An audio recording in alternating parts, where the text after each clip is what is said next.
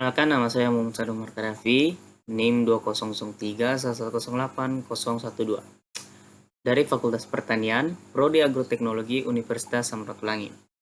Pada video kali ini, saya akan menjelaskan mengenai faktor-faktor yang mempengaruhi budidaya tanaman. Pertama, dari faktor genetik. Faktor genetik merupakan faktor yang berasal dari dalam tanaman.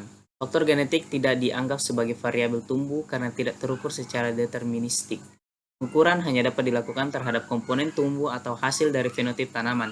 Oleh karena itu, sifat genetik merupakan faktor bawaan tanaman sebagai potensi kemunculan sifat jika faktor luar yang mempengaruhinya berada dalam kondisi optimum, atau dengan kata lain, faktor genetik akan berperan dengan baik jika faktor lingkungan berada dalam keadaan optimum. Pelajari peran faktor genetika bagi pertumbuhan tanaman tidak hanya dilihat dari potensi hasilnya, melainkan sifat-sifat bawaan tanaman yang berhubungan dengan daya adaptasi atau toleransi terhadap lingkungan, seperti ketahanan terhadap cekaman air, terhadap kegaraman, dan terhadap keracunan unsur-unsur tertentu.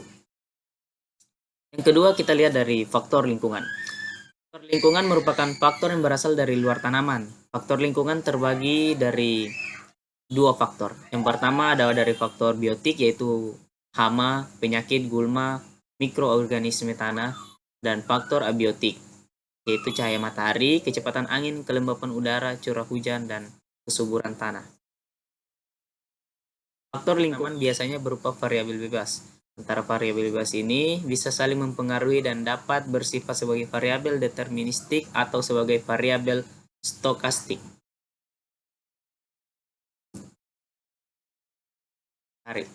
Tanaman memerlukan sinar matahari sebagai sumber energi dalam proses fotosintesis.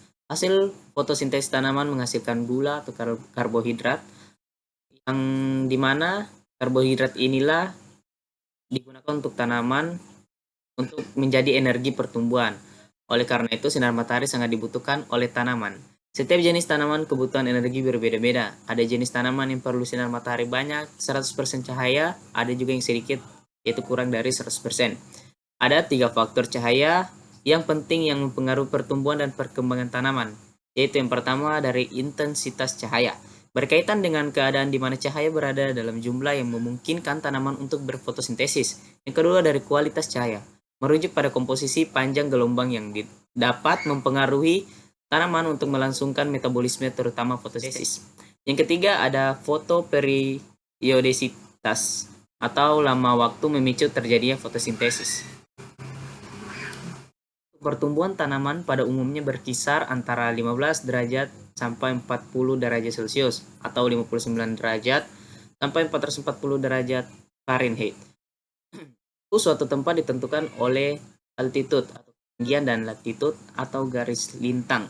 Setiap komunitas tanaman mengenal adanya titik kardinal. Untuk daerah tropis, titik kardinal tersebut adalah yang pertama, suhu minimum 5 derajat sampai 15 derajat Celcius. Apabila suhu suatu daerah kurang dari suhu ini, tanaman akan terganggu pertumbuhannya, bahkan dapat menyebabkan kematian apabila suhu tersebut berlangsung cukup lama.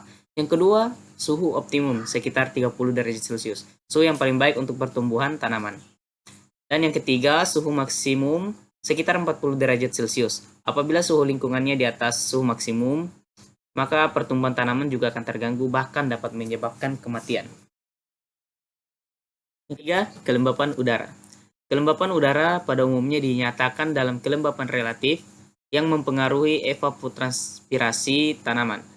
Evapotranspirasi akan meningkat atau lancar apabila kelembapan udara di sekitar tanaman rendah. Transpirasi tanaman sangat erat hubungannya dengan penyerapan unsur hara dari tanah.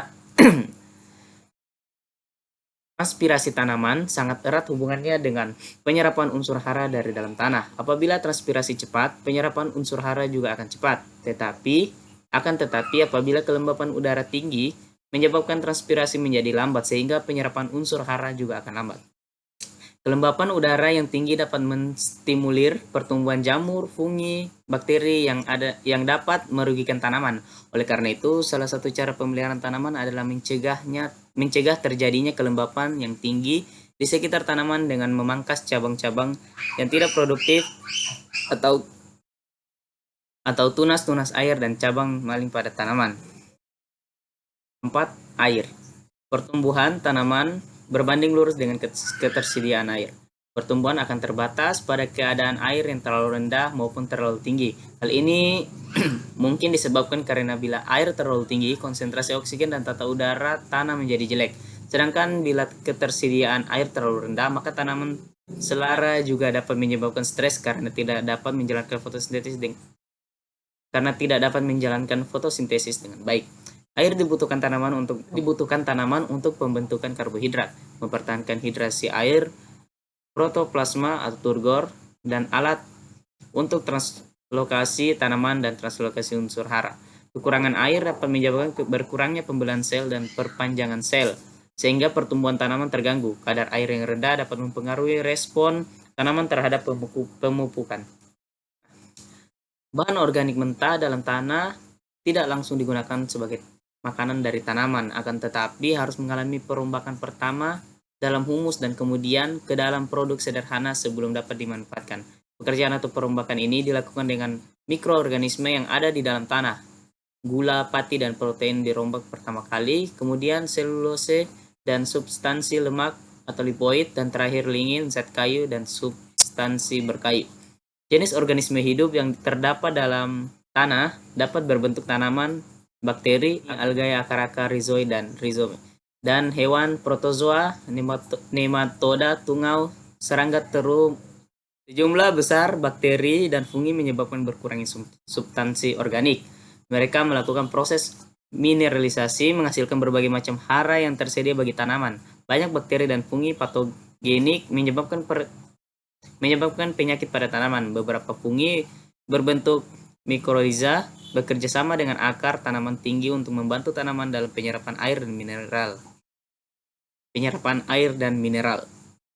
Organisme lain yang lebih besar seperti cacing tanah, binatang pengerat, dan sebagainya memperbaiki aerasi tanah. Mereka berperan dalam pelapukan tanah dan mineral dan dalam pembentukan tanah. Itulah tadi penjelasan mengenai faktor-faktor dalam budidaya tanaman. Jika ada kekurangan, mohon dimaafkan.